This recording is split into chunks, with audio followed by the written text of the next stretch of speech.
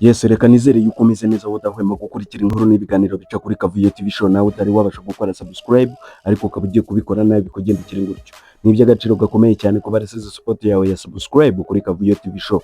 Basanzwe bamenyereye Kavuyo TV show tukugezaho amakuru atandukanye, haba mu buzima busanzwe, muri politiki, muri showbiz, muri gospel ndetse n'ahandi henshi hatandukanye habonetse amakuru tugenda tuyakugezaho. So kuri uno munsi rero niyo mpamvu twanyarukiye muri showbiz nyarwanda. Ibiri kuvugwamo ni amakuru adasanzwe. Umuziki nyarwanda, icyo nakubwira cyo nuko kuri uno munsi rwose usigaye wumvwa n'ibihugu byinshi bigiye bitandukanye, cyane cyane ibi bihugu bifite ijambo ku muziki wa Afurika.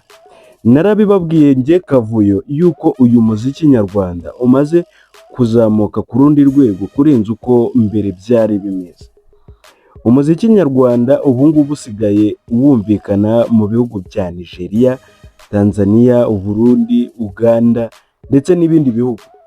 Bitewe n'ibimenyetso tugenda tubonesha amaso, hari ibyo tugenda tureba tugasanga umuziki nyarwanda ugeze ku rundi rwego.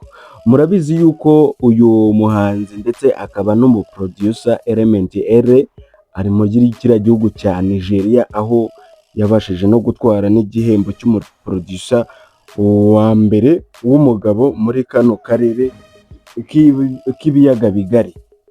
Uyu muproducer Element R, iki gihembo kuba yaragitwaye ntabwo ari ubusa. Ibyo ngibyo byo twaranabivuze, kuba yaratwaye iki gihembo yagitwaye mu marushanwa yari ari nomine muri Afrima, aho ibi bihembo nyine bihemba abahanzi abagize uruhare mu muziki mu mwaka uba ushize. Uyu Element R, iki gihembo yagitwaye abaproducer benshi. Yego mu muziki naho yarari nomine, ariko ntabwo yabashije kuba yagitwara, ariko no kuba waba nomine muri bino bihembo ni ibintu bihambaye cyane. Ndabyibuka mbere iyo twumvaga nk'umuziki nyarwanda wakinwe nko kuri Press TV, twumvaga ari ibintu bihambaye, ariko kuri uno munsi ho byabaye ibindi. So ibyo ntabwo ari byo tugiye kuba twagarukaho. Icyo tugiye kuba twagarukaho, uyu muhanzi uhetse ibendera ry'umuziki hano muri Afurika, Burna Boy, ubwo yari ari muri studio bamubajije ku bihembo byatanzwe muri Afrima, ndetse agera no ku rwego rwo kuvuga ku bahanzi b'abanyarwanda. Ubwo umuhanzi w'umunyarwanda akaba n'umuproducer Element yabajijwe niba igihembo yatwaye yarakimeritaga, arasubiza ati rwose kuba yakimerita niko bimeze, yakimeritaga, ahubwo iyo ataza no kugitwara byari kuba ari ibindi. Baramubaza ati se umuziki nyarwanda ugiye uwukurikira? Ati cyane rwose.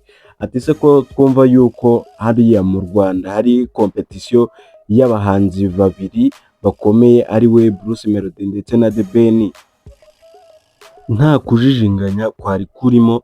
Uyu muhanzi yahise avuga ati abo bahanzi bombi ndabazi, ariko abafite ijambo rinini cyane mu muziki nyarwanda ni uwa mbere ni Bruce Melody, ndetse uwa kabiri akaba Element, ari we unabatunganyiriza iriya miziki yose. Abandi bo rwose nta kintu mbonamo cyane, abo nzi cyane ni abo ngabo. Ibyo bisobanuye iki rero? Ni uko uyu muproducer uhiga abandi ndetse akaba ari n'umuririmbyi, bigaragara yuko mu minsi iri imbere ari we uzaba uhetse ibendera ry'umuziki nyarwanda.